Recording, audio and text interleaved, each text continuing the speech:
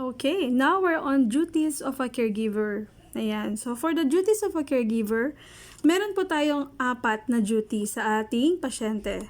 That would be in their health, their personal, their household, and companion. Yan. So, under po dun sa health, nandyan ang health, nutrition, grocery shopping, medication reminder, accompany for their regular checkups. So, ibig sabihin po, pagdating sa kanilang kalusugan, tayo po ang kanilang maaasahan. Kasi nga, tayo yung mag-aalaga sa kanila. 'Di ba?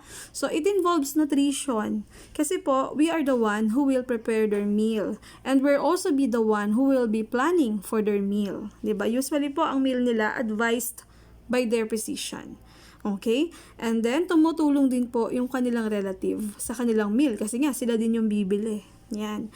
Grocery shopping. So, sometimes, hindi available ang mga relative. Tayo po mismo yung nauutusan. So, okay lang yon. Lalo na, para lang po talaga sa pasyente natin. But if sometimes nakikihalo sila, meron silang inuutos sa atin, siguro yung paminsan-minsan ay okay lang naman po. 'Di ba? Okay. So, medication reminder. Ayan. So, isa po sa mga ano pa natin, trabaho. Yan. Yung tayo yung magre-remind sa mga pasyente natin about their medications. O yung mga gamot po na iniinom nila. Okay? So, dapat alam natin yung oras ng pag-inom, kung kailan yon iinumin, at kung hanggaano katagal po nila yon iinumin. Yan. And, including po sa health ay yung accompany for their regular checkups. Ayan. So, usually yung pasyente natin, meron niyang regular checkups. So, either once a month, yan, kung nagme-maintain lang naman sila every 3 months, or kapag okay naman talaga sila every 6 months, ayan. So, ano ba yun? So, yung mga checkups po na yun, it involves their laboratory works, ayan, and then going to clinics sa kanilang physician. And then, kasama din po yung iba pang mga diagnostic works. Ayan, andyan yung X-ray, ECG, CT scan. So, depende po yun sa gustong ipagawa ng kanilang physician or ng kanilang doktor.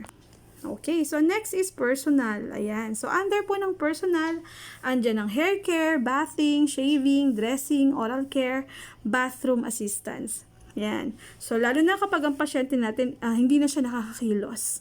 Yan. Meron ng problema sa kanyang mobility. So, usually, binibed bath na natin sila. Tayo na yung nagsashampoo sa kanila. We're also giving them bath. Tayo na po yung nagpapaligo. Kapag lalaki, sinishave natin yung mga mustache nila. And then, also, ayan, pinipilian natin sila ng damit na kanilang isusuot. Even yung kanilang pagtutoothbrush. And lalo na pag kailangan nilang pumunta sa toilet.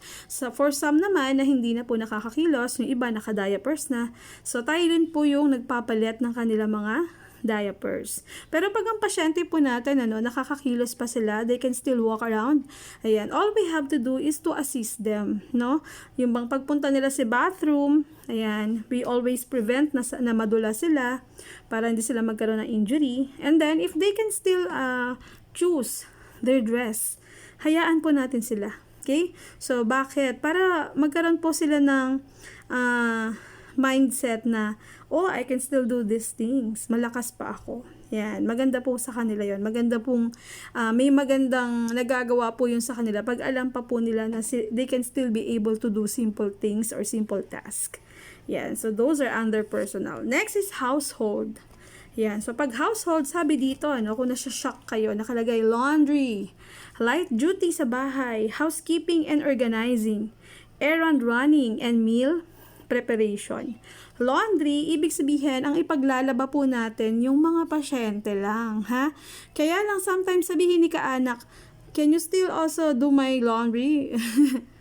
Ayun. So, pwede niyo ipaliwanag na, ma'am or sir, ang trabaho ko po, hindi po ba sa ating pasyente lang ako nakafocus? Yan. Kasi syempre, hindi na included yun sa scope ng iyong trabaho. Pero ito nga, kung konti lang naman, kung isang piraso lang ng damit, ayan, at minsan lang, siguro naman pwede na rin natin pagbigyan para wala lang away.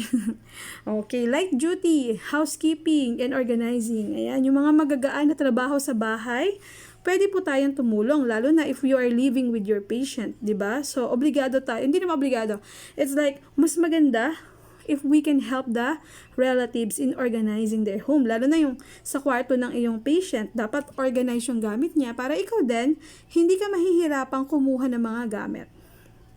Okay, errand running. Ayan. So, when you say errand running, di ba usually, wala silang mautusan. So, ikaw yung nandyan. Pwede nilang utusan, papuntang grocery, papuntang butika. Ayan. So, kung ano man yung pwede nilang ipagawa sa nyo na hindi magagawa ng pasyente mo, of course. And, kung wala talagang ibang pwedeng maasahan. Ayan. Pero pag sa tingin nyo, ito naman, abuse naman na to. Ayan. Sasabihan nyo naman po yung relative na ito lang po yung scope ng trabaho ko, and as much as possible, sa pasyente po ako nakafocus.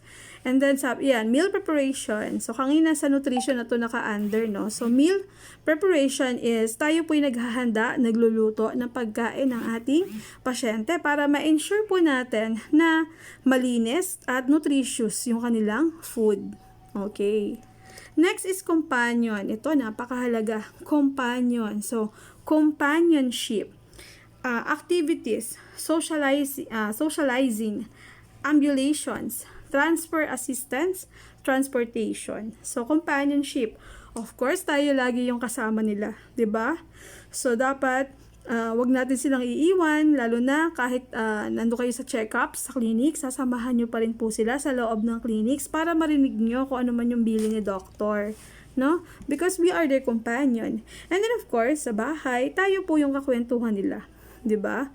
So, yung mga activities nila, example, si lolo at lola, may mga socialization pa. Lumalabas pa sila, nagpupunta ng church. So, we are also the one who will be going out with them. Sasamahan po natin sila. And we always ensure that they are safe, 'di ba? And healthy. And then, transfer assistance, ibig sabihin po na to, kapag kayo ay pupunta ng clinics, ayan, kayo din po in charge sa kanilang transportation. Aayusin nyo yan. Kasi para alam nyo na pagpunta nyo sa clinic, meron kayong sasakyan. 'Di ba? Yung pagta-transfer mo ng pasyente from wheelchair to bed or from bed to wheelchair, ayan, isa rin po yan sa trabaho natin as a caregiver. So, kung tutuusin, medyo matrabaho po ang pagiging isang caregiver, but very fulfilling.